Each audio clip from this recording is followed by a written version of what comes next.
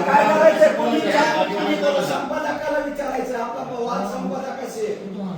याला काही